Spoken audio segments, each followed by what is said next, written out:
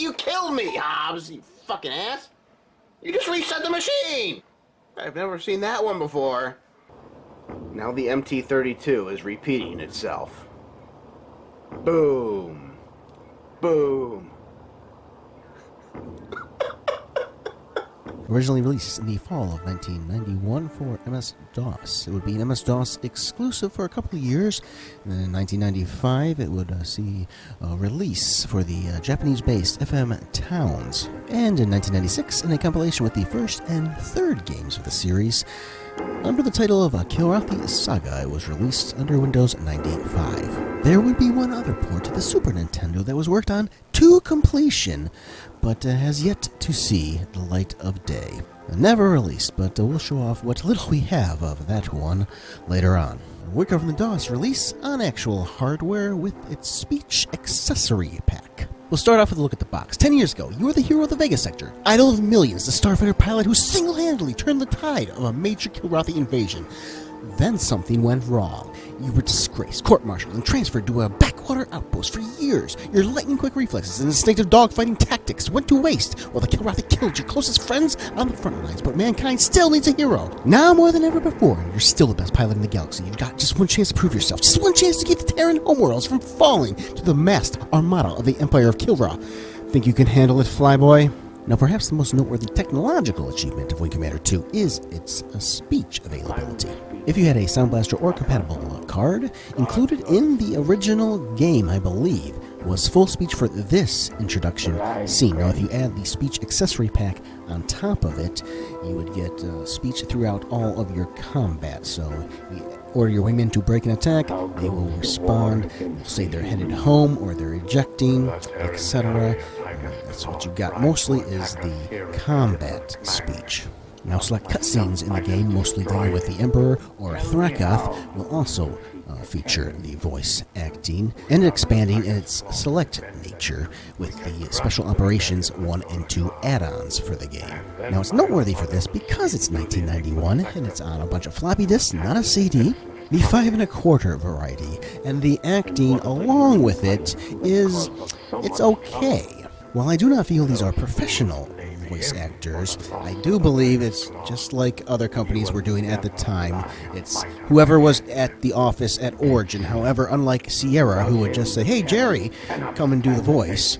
It was kind of a for chuckles, let's have fun, get everybody that's involved to put their voice on, and you got some pretty horrible acting in a lot of other PC games that were doing audio at the time.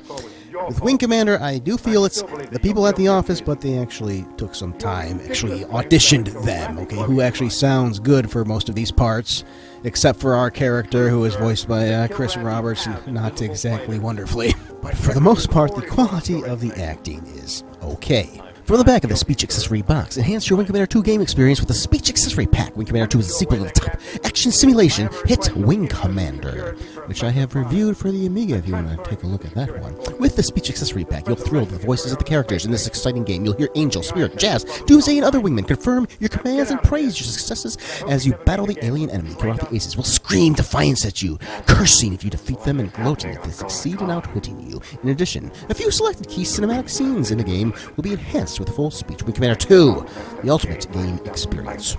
From the manual, the story so far in Wing Commander, you and other starfighter pilots of the TCS Tiger's Claw fought against overwhelming odds, leading the Confederation forces to victory over the Kilrathi Empire in the Vega sector. Next, during secret missions, the Tiger's Claw was ordered to report immediately to the Neb sector, where the Goddard colony was under attack by Kilrathi forces. But before the Tiger's Claw could enter the fray, the enemy used a devastating secret weapon to destroy the colony. You and your fellow pilots played a deadly game of hide-and-seek with the Kilrathi fleet. Ultimately, the secret weapon was destroyed. During secret missions 2, the Kilrathi declared a holy war. A huge Kilrathi fleet maneuvered toward an isolated star system and a planet of peaceful primitive natives. After a Kilrathi renegade defected, you flew a Kilrathi ship in a series of undercover missions. Finally, you discovered the secret reason for the Holy War and saved the frickin' race.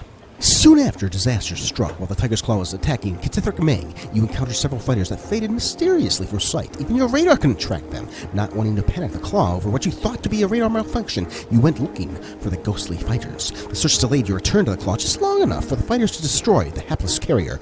Landing on the TCS Austin, you learned that you were the only pilot to encounter these stealth fighters. Furthermore, your flight recorder disc mysteriously disappeared right after you landed. Brought before a general court-martial, you were charged with treason, and your claims about stealth fighters were ignored. A lack of evidence led the treason charges to be reduced to mere negligence, but you incurred the wrath of certain flag officers, Admiral Tolwyn among them. Your career appeared to be over, but you're still a pilot in the Terran Confederation Navy, and in Wing Commander 2, your goal is to defeat the Kilrathi enemy. Each mission you fly, and your success or failure in each mission, affects the Confederation's chances for ultimate victory. Wing Commander 2 presents one campaign in the ongoing war.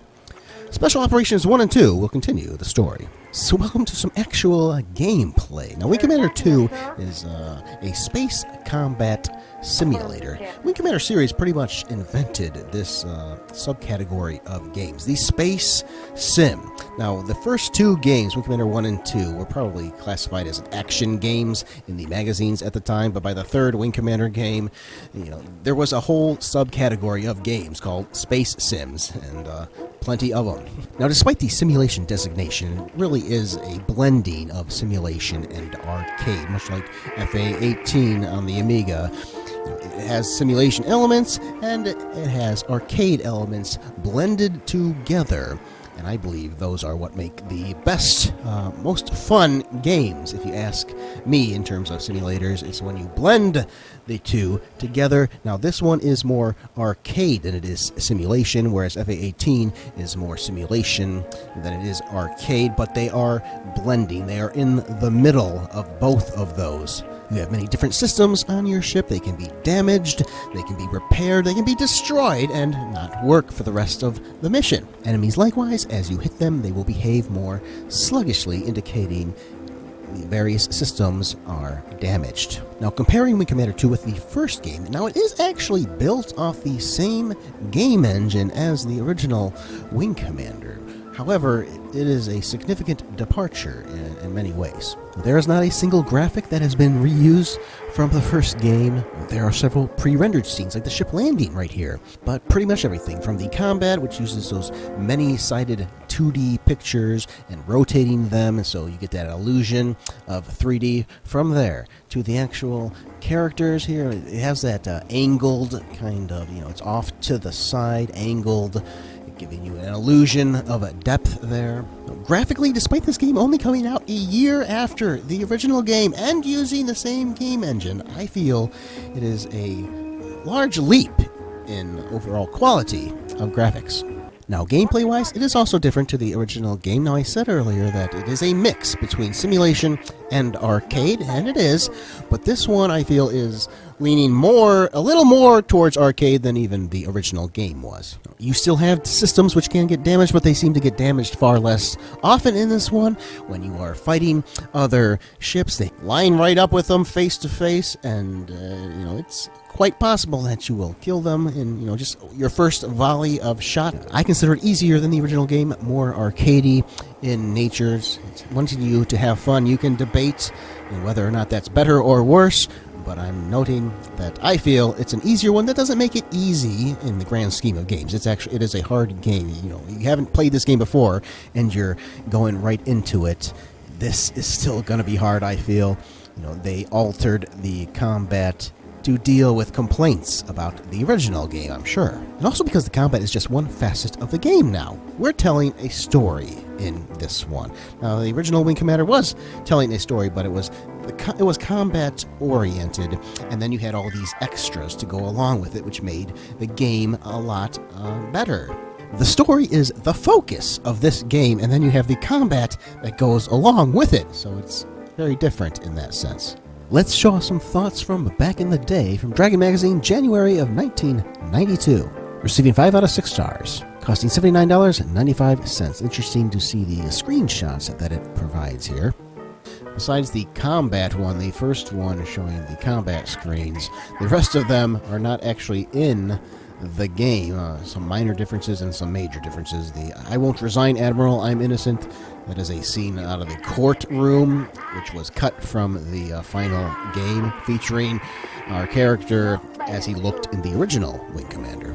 Many game enhancements make this adventure worth your attention. The awesome ship-to-ship combat animations continue to inspire your senses, as do the heart-pounding music soundtracks. Wing Commander 2 adds more missions and longer cinematic scenes, and you feel as though you are participating in a science fiction movie. In In addition to having twice the number of missions as in Wing Commander, you can land on carriers, space stations, and even planets. While you are flying on missions, cinematic scenes may reveal a new objective that you must accomplish, one that wasn't revealed in your battle briefing.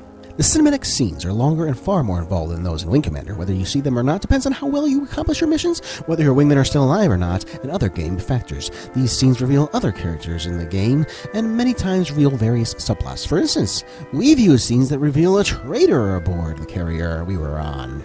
One game enhancement is the introduction of new Confederation and Kilrathi ships, weaponry, and features. The biggest change we saw was the Confederation's Broadsword and Saber, 2 new bombers. Bombers carry torpedoes that are capable of destroying an enemy capital ship with a single shot. If you don't mind giving up 12 to 15 megabytes of hard drive storage, or 16 to 22 megabytes when installing the speech pack, you are in for an extremely addictive and well-designed game. Wing Commander 2 will not disappoint you. You must have at least a 286 PC system, VGA 640K of RAM, and 12 MHz CPU speed. However, to fully enjoy the game, you will need at least 16 MHz and 1 to 2 megabytes of RAM. The system requirements are this game's only drawback, causing us to reduce an otherwise perfect 6-star rating to a 5-star evaluation. Too few in the gaming community will have the necessary hardware to run this game. For those who have the required fast and powerful computers, Wing Commander 2 is well worth your investment. Now, a few things to note from that review. The first thing is the cost of $79.95, which I don't normally like to discuss the costs of games. I just like to note them. This is what it cost. Historically, I would like to note that unless the price included the speech accessory pack, that it is on the higher end of games I have covered thus far. I believe the original Wing Commander was probably $59.95, and Origin themselves were pricing Ultima 6 at this point for $69.95, $10 less than Wing Commander 2 for a game that will give you a lot more. That game will last you months. Now, typically on the low end of computer games in America at that time, you probably see like $39.95, $40 on the cheap end. You might occasionally see something for $30 or $25 if it's a little bit older or arcadey in nature. But, $40 usually on the cheap end. It's usually about $50. Usually most games were around $50, $49.95.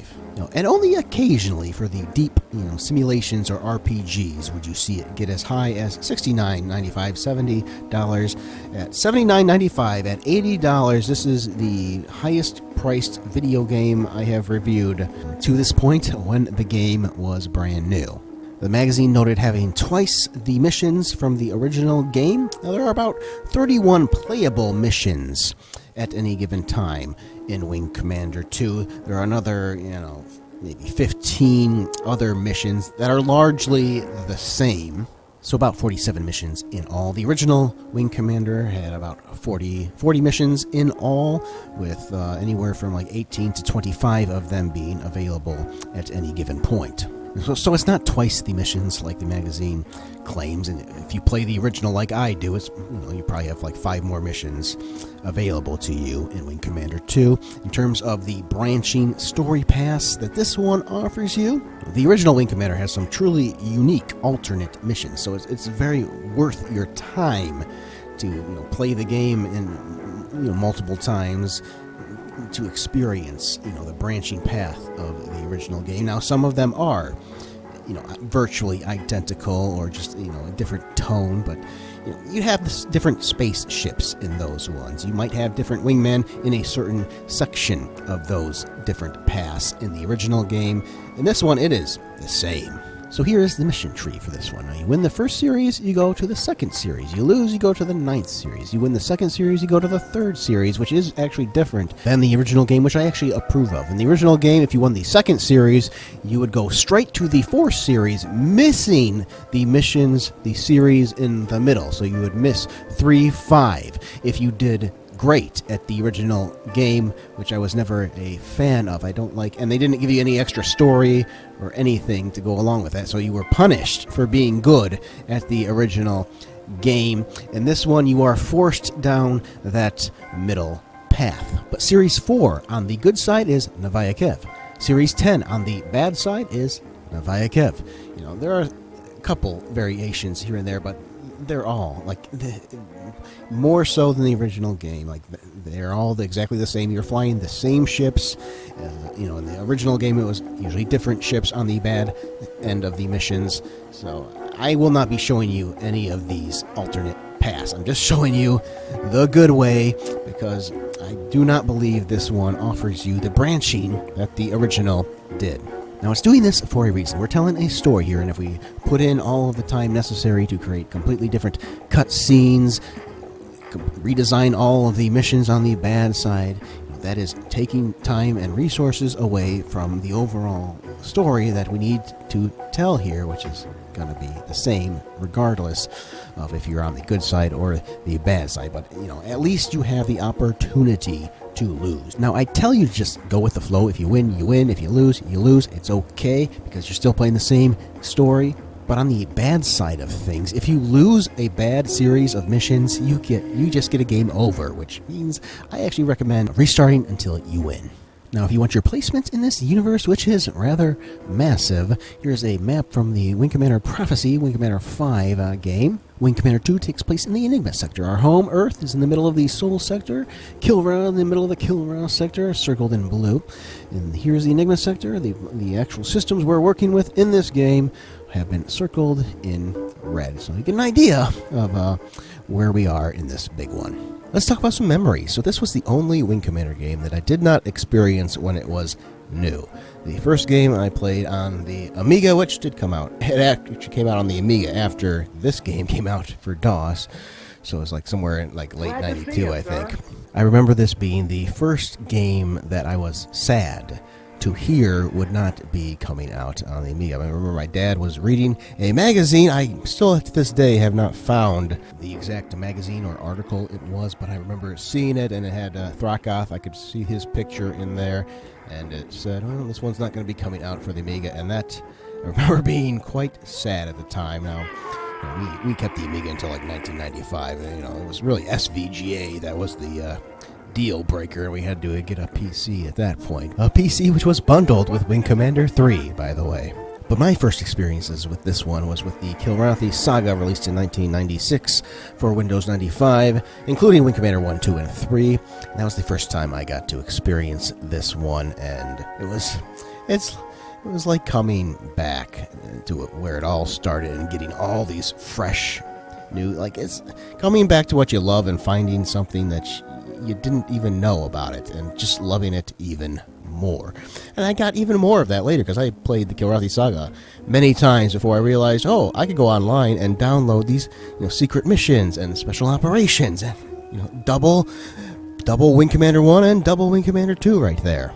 We'll get more into my gushy thoughts a little later on, but back to some historical insights. Computer Gaming World, November of 1991. Which did feature an ad for Wing Commander 2. Last year, Origin defined the state-of-the-art in computer games. Now, we're doing it all over again. Sequel sans equal, $79.95 plus $19.95 for the speech pack, so it is indeed the highest priced game at $79.95, and $100 if you want it included with the speech pack. For several months now, Wing Commander has reigned as the #1 game, as rated by this magazine's readers. Clearly, there must be a lot right with this game. Even though Wing Commander is, at least at its most basic level, something of a glorified arcade game, there is also something that sets it apart. Perhaps it's the inclusion of a believable, evolving storyline full of sympathetic characters and vain, vile villains that bring a certain je ne sais quoi. Even the folks at Origin must have been surprised at the runaway success of Wing Commander. This must have been underscored with the equally successful secret mission supplements to the game. The storyline element of Wing Commander 2 is mesmerizing, with elements of new camaraderie, friction, dissension, conspiracy, and suspense. An excellent mix of human angst is provided. Interestingly, players are allowed to look into the throne room of Kilrath. The repartee between the Kilrathi Emperor and the Prince Regent says much about the Empire. One gets a glimpse of imperial politics and sees the Empire as rife with opportunity for the ambitious. The greatest change over the past 10 years has been the advancement of phase shields, which render capital ships invulnerable to gun and cannon fire. Now, players must launch special torpedoes to finish enemy behemoths off. With a slow lock-on time, launching a torpedo in combat with flak bursting all around enemy fighters on one's tail is much like the famous flight through the trench scene at the end of Star Wars. One feature touted in the Wing Commander 2 packaging is dynamic intelligence. This means that as the player flies better, so do the enemy. In other words, ace Wing Commander veterans who have built a better mousetrap with their skills and tactics will find the Kilrathi to be smarter mice, cats. Wing Commander 2 is a big program, really big, starting with requiring a minimum of 583K of free RAM, more for those using EGA level graphics. Just to get the game to run, one must add another half a meg of expanded memory to get all the optional goodies like a speech buffer. For what is clearly an A product, Origin has opted to cut some odd corners on the game's production. There's no Claw Marks magazine. This makes sense since that ship was destroyed 10 years ago, but the substitute of a cheaper-looking play manual and Jones Fighting Spacecraft supplement really stand out as cheap when included in such a classy package. Players will also be disappointed at the lack of fanfare. Our hero is busted, remember, so there's no glory of winning medals, no hope for promotion from the hostile admiral, no chalkboard where one can revel in the victory total. They actually go into some suggestions for the next game involving choices in the dialogue, which the commander would actually do in the third installment. When the dust settles at the end of the Enigma Sector campaign, assuming the player wins, there's champagne all around. So it should be at Origin. In a game that took many in-person years to produce, the results are clearly excellent. By constantly redefining the cutting edge, producers of high-end products like Wing Commander 2 will continue to garner the praise and support of the computer gaming community, and deservedly so. In the end, however, no matter how much gee whiz is packed into a box, the test of a game is in how it is as a game. Until Origin surpasses it with Wing Commander 3, Wing Commander 2 will be flying at the front of the formation. Of course, for $100, one shouldn't expect any less. For as a game, it flies right and plays not only on one's computer, but also on one's emotions. A review from Alan Emmerich. Like his review for Civilization, he goes off into some curious directions at times. You know, he likes the game. You know, that's the overall feeling you get. But then he says, "Well, at its heart, it's nothing but a glorified arcade game." There's something. There's a je ne sais quoi. You know, I don't know. I don't know what it is, but there's something about it. Is what he's saying. He's saying it's bad, but it's good, and I really don't like that being infused. You know, it's all everything he says. I have all of that, and I don't like it, but I do like it. I don't like that kind of a review. It is not a glorified arcade game. It is a combination of arcade and simulation. It's more arcade than it is simulation, but it is a combination of both. He mentions not having the fanfare, which you're actually going to see here in this quickly put together funeral scene they put. They're not taking it seriously. They took it seriously in the first game, and even the music is going by super fast. And they're definitely, they don't take you as seriously in the fanfare aspect of it. I'm okay with not having the medals, because we got every medal you could possibly imagine and ribbon in the first game. I love the first game for that, but it would get a little overboard if they continued with that part. Now, one thing I strongly agree with him on is his thoughts on the manual, which is cheap compared to the original game. And it seems like every even Wing Commander game has a awful manual. Number 2 and number 4, bad manuals. They don't put in the effort in that part. The first game was historical in how awesome that manual was. Third game was pretty damn good itself. Now, there are a few pages dedicated to ship statistics, which are interesting, but there's nothing about your fellow wingmen. There's no backstory about what's been going on, really. There's just a tiny little bit, and that's the only page I showed you earlier. That was the only one worth showing you, really. Well, let's sort of fix that with the Kilrathi Saga manual, which has a Wing Commander 2 supplement inside of it. A brief note on continuity. I don't personally view these as canon. Technically, this Wing Commander CIC fan site views everything as canon, the movies, whatever. And actually, I think some of the games they don't view as canon, oddly. I don't. Being fans of the game, I like the books too sometimes, and anything that doesn't directly interfere with the games, I view as canon. And if they do, I don't. Just keep that in mind. Some of this stuff, it's written after the fact, well after the fact in some cases. There's a ton of plot holes here. And if you think Star Trek or Star Wars has some issues with the timeline, you ain't seen nothing compared to Wing Commander.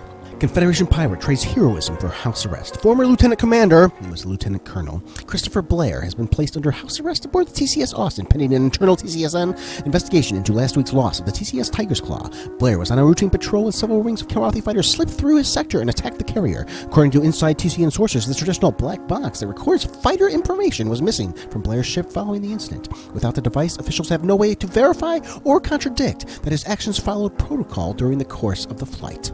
The formal accusation of treason brought against one of the most accomplished pilots in the Navy comes as an unwelcome surprise to Blair's fellow pilots. I cannot believe that the Navy would even entertain the idea that Lieutenant Commander Blair is a traitor, said Captain Janet Devereaux.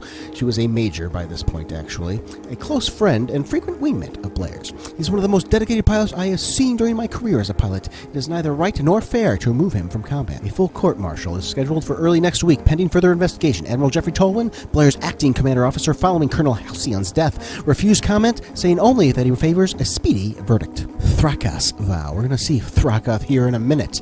Apparently, he got a hold of Blair's email to send him a message. In my homeland, the weaker warrior clan have christened you as the heart of the tiger.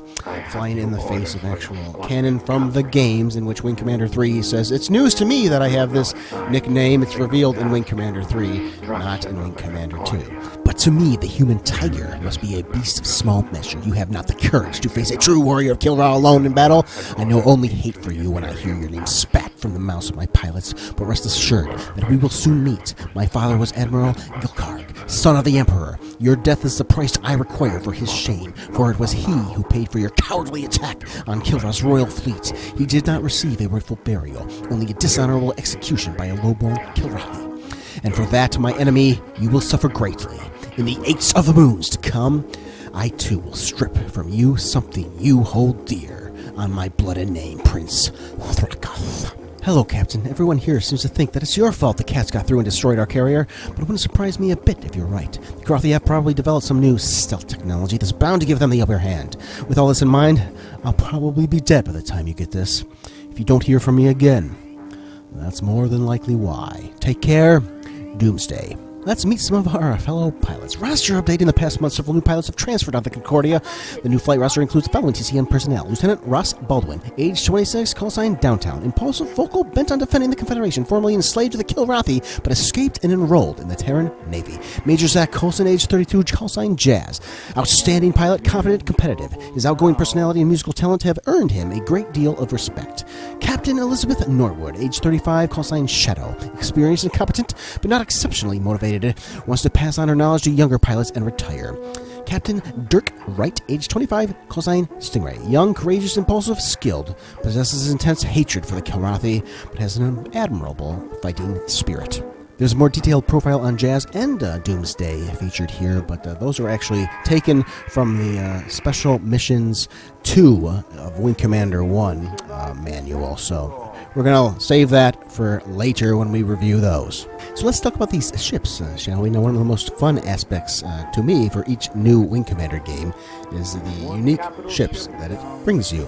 Wing Commander 2 brings you some new ones and some cheap ones, though, too. There's a copy of the Rapier from the first game. It's the Rapier 2, technically, but in terms of the cockpit and weapons and such, most of it is the exact same as it is in the original game. There's the Ferret, which is a unique, very fast ship with no missiles, but then there is the Epi, which is a reskinned model of the Ferret, different colors, and with missiles, so it's the same ship, just slightly altered. In addition, there are 2 heavy fighters, the Broadsword, seen here, and the Saber. The cockpits of these are altered but similar. They're different colored and they have different weapons and features. The major thing about the Broadsword here is you have a load of torpedoes. It is a torpedo bomber, which does not feature afterburners. So as fast as you can get it, 320 there, that's as fast as this sucker is going to go, making you extraordinarily vulnerable. But it has quite the hefty amount of shields, although they're not going to prove all that useful to us at this particular moment where I'm going to die. Beyond that, it features 3 turrets, which can be controlled manually, but while you are in the cockpit view, they will be controlled automatically by the computer and fight off the fighters that are around you, which you will need considering you can't afterburn out of there and you have very slow maneuverability. You know, they all handle differently as well. Here we are locking on to this supply depot, which takes a good amount of time, like 20 seconds to lock on. Now you can launch it far away from their flak fire, but it's almost guaranteed that the capital ship will shoot down your torpedo on its way. So you gotta get in there pretty dang close. Although I noticed in this playthrough, there was a few times that I hit the missile camera button, and I noticed that it seemed like I could shoot with the missile camera and then go off to the side, and the guns seemed to be focused on my ship and ignored the torpedo, so it allowed me to shoot from further away a few times. But that might just be coincidental. I might have just gotten lucky there. For the most part, I feel you have to get in pretty close before you launch that sucker.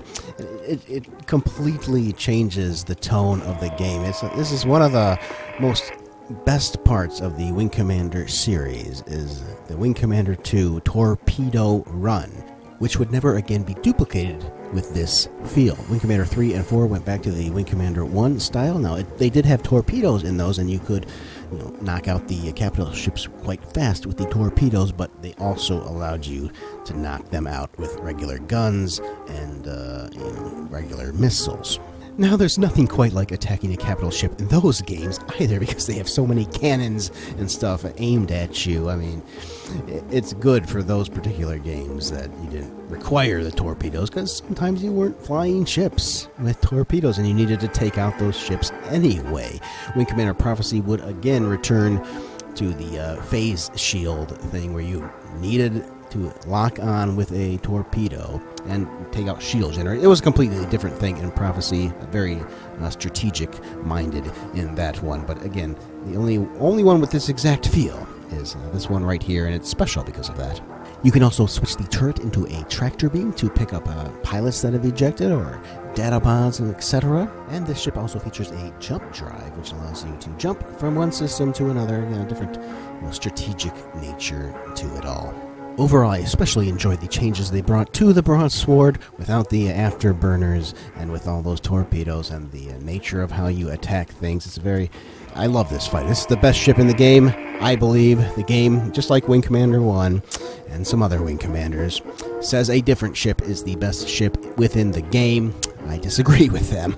Overall, I enjoy these new ships in this game. There's no inherently awful ones. Maybe Rapier 2 is about the worst one in the game, I would feel, but it's not completely unique here. But overall, I enjoy the different changes they've made. From March of '92, Computercraft, first time I'm showing this one off. Sincere thanks go to game designer Chris Roberts and the Wing Commander team, who didn't rest on success, even though the original Wing Commander still remains ahead of other computer games. Quite surprisingly, Wing Commander 2 has so many improvements that it's almost a new experience. Wing Commander 2 improves on graphics, a feat in itself. Graphics appear to be more detailed, while evidently keeping the same low-resolution VGA. Shading is more precise, especially when the faces of game characters fill the screen. Explosions are more spectacular, saturated with fire and smoke. The most significant improvement is the Wing Commander's audio. Music in the original game was orchestrated and well synchronized to action and dialogue. It accompanied players through danger, victory, and even death. It was at times thrilling, other times exciting, and yes, even sad, but it never was obnoxious. Wing Commander 2, again, makes improvements, large ones. It quantum leaps to music, plus full-fledged, articulated, digitized human speech.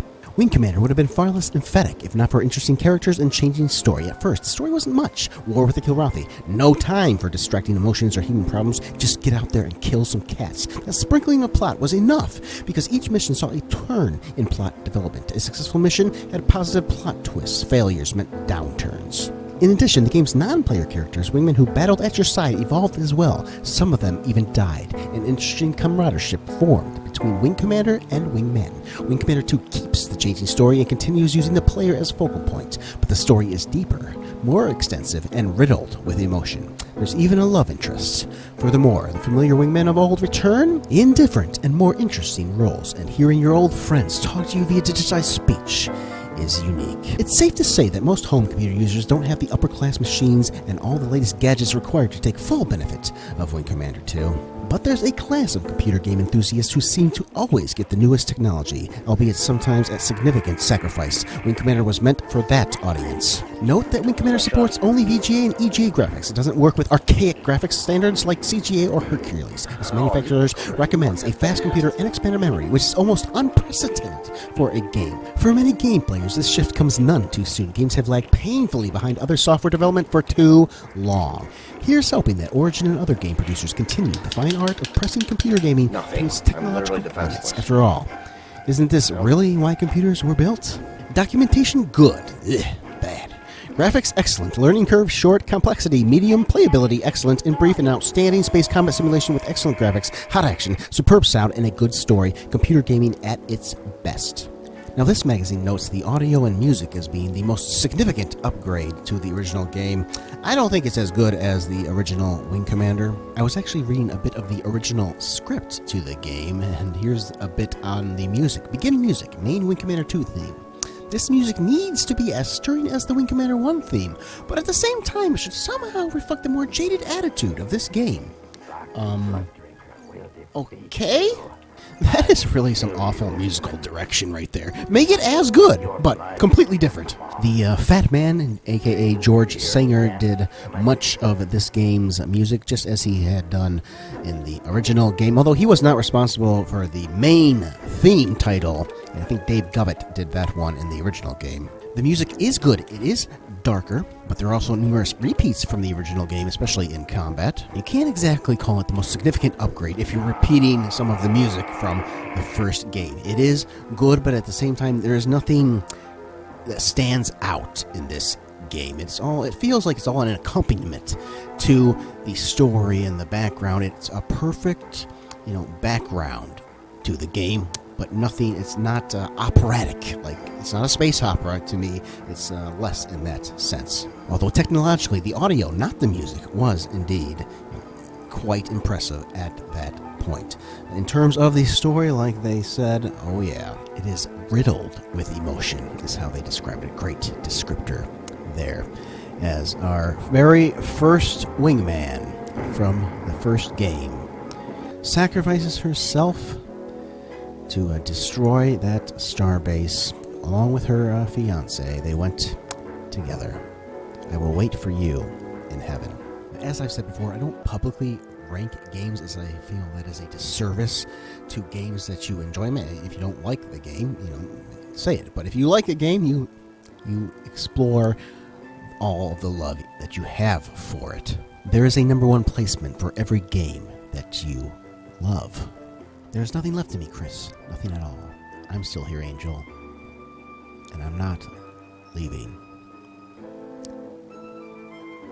There's some nice romance for all of you computer nerds out there.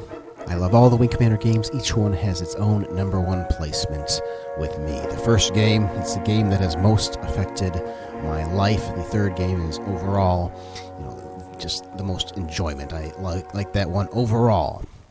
Combine everything. It's not the best at any one thing, but overall, I love Wing Commander 3. Wing Commander 4 has the most drama, and Wing Commander 2 here, the most heart-wrenching moments. Abandonment, betrayal, anger, love, acceptance. It's a coming-of-age kind of game here. And just like all the other ones, special place in my heart. I've said it's more arcadey than the original, but even for me, it has those moments of being hard. So here's a compilation of all of the deaths you haven't seen thus far. It's not all that many of them, honestly, because I am damn good at this game, and I don't die all too often. But, here they are for you. Let's go back to Computer Gaming World from November of 1992, their 100th issue. A nicely redone advertisement for Lemmings here, much better than their original one. Check out my review for that if you haven't. In the readers poll for the top 100 games in this issue, Wing Commander 2 ranks in at number 3 with a score of 10.40. The PC Research top hits list based on actual units sold a couple of months ahead of this one. In February of 92, number 20 is Wing Commander 2, apparently from Sierra Online. They get the company wrong there. Here, Computer Gaming World is saluting the games of the year, the action game of the year. In general, action games are considered to be variants of the running, jumping, shooting, dialogue games from the worlds of coin-ops and video games.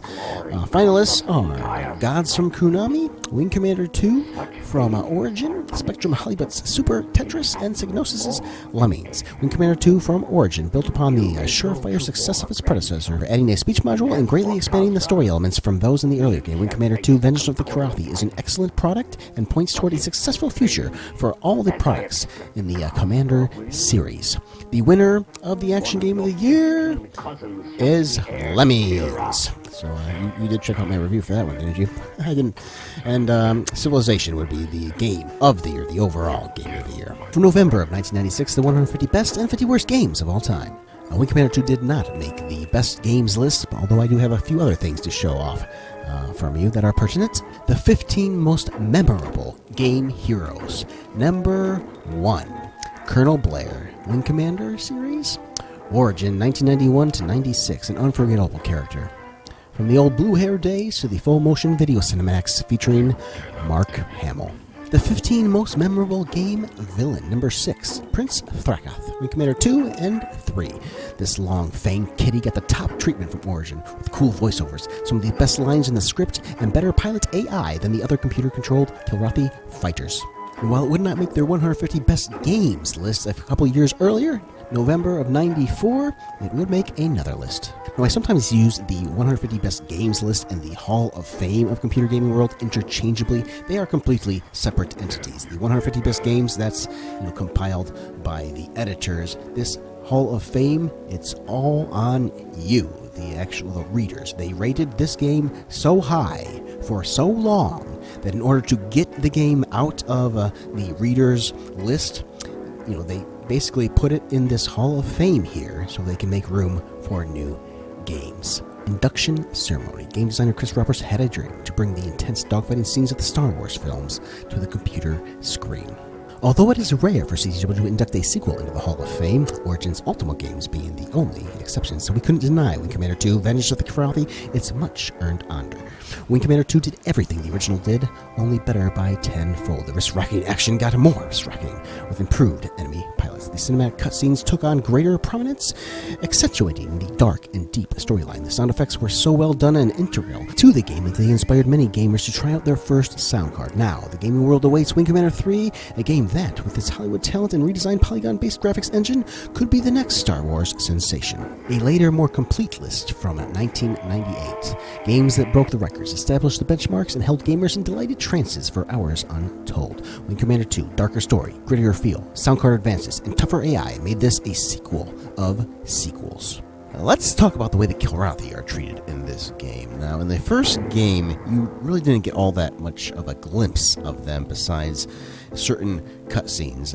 You failed your certain series, or you won your certain series, and you got a third-person view of that situation. They weren't really mentioned all too much within the actual game. There's no first-hand knowledge inside of Wing Commander 1, other than in the manual, and the manual treated them superbly, pretty much. I mean, it didn't get into their psyche at all. I mean, they are the devil, we are angels, this is World War II, they want us eradicated out of the universe. The best look you get into the overall Kilrathi psyche is in the manual when they talk about the Kilrathi aces, and they have very deep backstories on the various aces in the original game. The aces in this game are not treated as well. I don't even know, like the first two of them, I have no idea who they are. We just faced Khazra not too long ago, and Khazra's mad that we killed his brother. I don't even know who his brother is. Khazra's the one that's always talking to Thrakath on his ship. And now, originally, Khazra had somebody else standing by him, but, he was never named. I don't know. Is that your brother? I have no idea. Khazra was just killed by us, but you will see Khazra coming up not all that shortly. Even the games don't always get the continuity right inside of them. Well, the asteroids are showing up here. Let me just say that I feel they're nerfed a little bit from the original game. I feel they are easier to deal with here, and they'd nerf them even more. They'd never be the same after Wing Commander 2, Wing Commander 3, and 4. Ugh. Everybody complains about them. I think they're a brilliant change of pace. This is why we can't have nice things, because people complain instead of getting better at games. Back to the Kilrathi. I love seeing these third-person glances at what's going on. It gives you a completely different side, and you start to see different angles with everything that's going on. Even gets into some interesting kind of political thing with the whole Mandarin society. But the Kilrathi Saga manual comes in clutch once again, filling in that history that we got from the first game's manual. We left off at 2644 last time. Now we're at 2654.287. Terran Intelligence reports the Kilrathi High Command is directing war efforts from the Venice system. A small terrain fleet of elite fighters is dispatched to the Imperial Starbase. The Kilrathi launch a significant resistance, but are eventually overpowered. Beaten badly, the Kilrathi move their central military command back to their homeworld of Kilra. That was our main event from Wing Commander 1, right there. Simultaneously, on the far side of the galaxy, the celebrated Battle of Repleta unfolds. The Terrans are exterminated in a surprise biological attack by the Kilrathi. Marines from both sides of the Terran-Kilrathi conflict rush to Repleta and engage in the most sustained land-based fighting of the entire war. In trench warfare, reminiscent of Earth's ancient World War I, each side fights with dogged determination and in full bioresistant suits. It comes to represent what each side can win with as little investment as possible. Neither side is willing to commit anything more than ground troops, even though a single, thorough space strike could end the battle victoriously. The bloodshed continues unabated. The next couple entries represent secret missions 1 and 2 from Wing Commander 1, so we'll save those for when we review that one. We're going to 2656 to 2667. Over the next 11 years, Confederation forces attempt to remove the Kilrathi from Enigma Sector, where strategic jump nodes lead directly to human homeworlds. An attack on the Kilrathi headquarters at K'tithrak Main falls short when the renowned Tiger's Claw is ambushed and destroyed by Kilrathi's stealth fighters. Still, Confederation forces are able to successfully defend Olympus Station, a Terran starbase established for the rebel Kilrathi world of Gorkar from Kilrathi assault. Finally, in 2667, Terran forces daringly jump behind enemy lines and destroy Kilrathi sector headquarters at K'tithrak Main. We're going to the end of this game right there. During these years, the focus of the intergalactic war drifts away from the decade-long Battle of Repleta. Supply ships and reinforcements have long since ceased to visit the research planet. Finally, by late 2664, only a handful of troops remain on either side. The sole surviving Terran officer, Lieutenant Miles Diarby, leads his men in a last-ditch effort to overrun the Kilrathi position. No one lives through this last action. The Battle of Repleta has finally come to an end. And with that, you're caught up on the war. If you'd like some further reading material, here are the 3 books which take place in the Wing Commander 1/2 era of the franchise. Freedom Flight is a Wing Commander 1 book, and it actually breaks continuity with the Secret Missions 2 game, in this one, Hunter is the main character. It is good, though, and Fleet Action and End Run take place slightly after Wing Commander 2, and very good reading there. So the Traitor turns out to be Jazz. Now, originally, I was kind of surprised by this because it doesn't really make all that much sense psychologically. If he is driven by attack on Goddard, then he should be crazy, angry at the Kilrathi, not angry. It just doesn't. Unless he is utterly insane, in which case, how did he survive 10 years in the Navy this whole time, without not murdering anybody in that entire time? I mean, no, it doesn't make, Hobbes would make more sense. Spirit, it would be heartbreaking, but it would make some more sense. In retrospect, it's definitely foreshadowed quite a bit, both in this game and in Secret Missions 2. Sure, he's an ass, but that doesn't mean he should be a traitor. Got a lot more to get to, and not much time. Electronic Games, Volume 1, Issue 1, October 92. The single most underrated component of video and computer games since their inception has been sound. This past year has seen the end of Adlib's reign as the most popular PC soundboard and the ascension of Creative Labs' Sound Blaster. The Sound Blaster, unlike the Adlib board, is capable of producing human speech, capability exploited by software such as Wing Commander 2 from Origin, which offers users a separate package of disks capable of generating speech throughout the game. Once users actually hear their game speak, they never go back. January of 93. Reader's popularity poll, favorite computer game, number 1, Wing Commander 2. Finalist for Computer Game of the Year, this outer space adventure combines high-impact dramatic scenes with thrilling first-person ship-to-ship combat, especially when played using the add-on voice disc. Wing Commander 2 is like becoming a character in a big-budget space opera movie. From Advanced Computer Entertainment, October of 91. Origin boldly goes where it's already gone before. They have some extra saltiness, I feel, because in 6 months they would be out of business. A score of 800. As cinematic as it may be, it suffers from the same problem as the medium it's trying to emulate. Once you've seen it, and it doesn't bear repeated viewing. And I've played this game like 100 times. Now, it doesn't offer you replayability, but I do want to replay it many times because it's a wonderful ride. Quibbles aside, Wing Commander 2 is still an enjoyable experience, and those who got their rocks off on the first adventure will lap this up. This is effectively just a very big mission disc. No, it's not. For those who look for a longer-lasting experience than the short-term bells and whistles extravaganza that this basically amounts to, would probably do best just to let the Kilrathi overrun the universe and wait for the more thoroughly overhauled Strike Commander. Yeah, you wait for that one. Letters, having already bought a copy of Wing Commander 2, I was truly astonished to read your lukewarm review of it. Response? You sad person. If Wing Commander 2 is the most awesome game you have ever played, you must have led a pretty sheltered life. It's little more than a series of short, unrewarding, and very limited space combat sequences strung together by a lot of attractive but inconsequential slideshows and animations. Perhaps you'd like to write to us again in 3 months when you're sick to death of seeing the same pictures over and over again. The original review wasn't awful. I could have accepted it, it's just a little, too much movie or whatever. I could maybe respect that opinion if I didn't read ahead and see this reader, who the reader was a little salty himself. He attacked the Amiga unnecessarily, but the response from the magazine was god awful. There is no doubt why these people would be going out of business in less than 6 months. They do have there is obviously a built-in problem there with their writing style. A shame, because that magazine goes back well into the 80s, and I've read them before, and they've been good before, but I think towards their end had some awful editors there.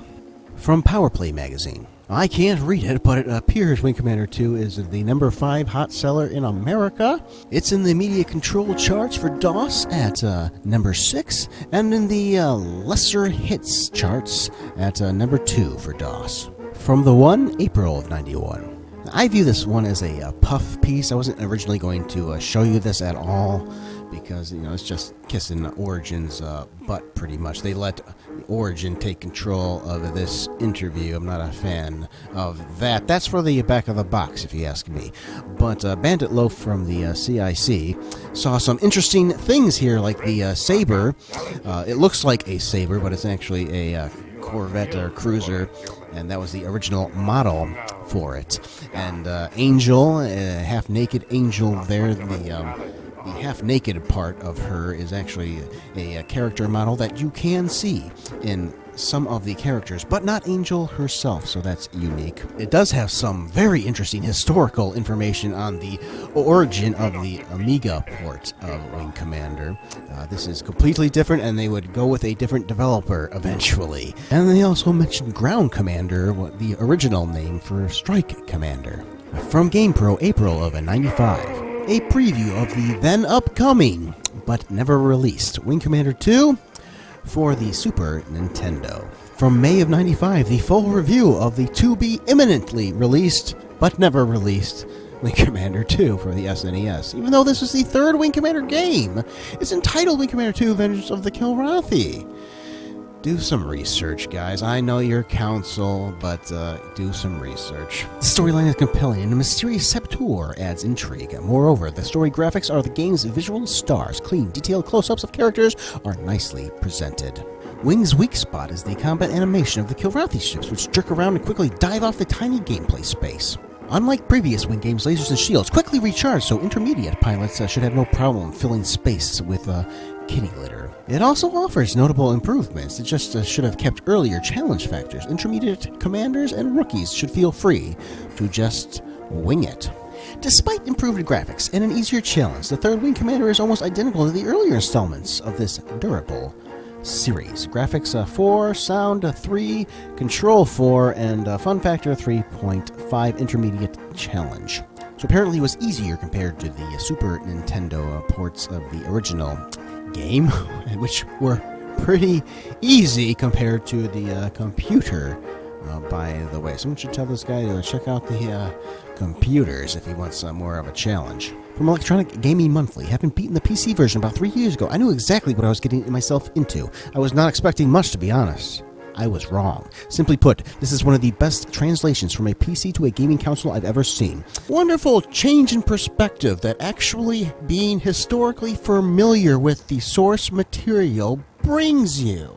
It is a real shame that this one never got released. It was mastered, sent out to be reviewed, sent out to be duplicated in the factories, canceled at the very last minute. I don't know if they actually got through a run or not, so there could be like 1,000+ cartridges out there somewhere in a factory just sitting there if they got through a run, but regardless, even if not, there's at least a handful of them out there. I hope it gets released sooner or later. Final thoughts on Wing Commander 2, Vengeance of the Kilrathi.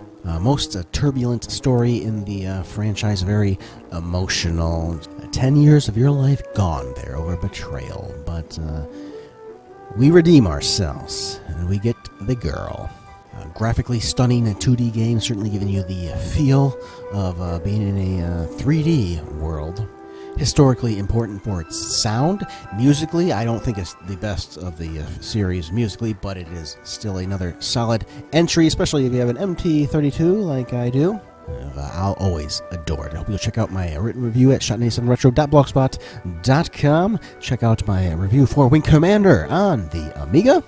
Check out FA-18 Interceptor. The last DOS game I covered was Might Magic 4 Clouds Zine. And finally, Interstate 76, Wing Commander in a car. I've also reviewed a Wing Commander 4 and some other ones, but find them yourself. Hope you enjoyed this one. As ya.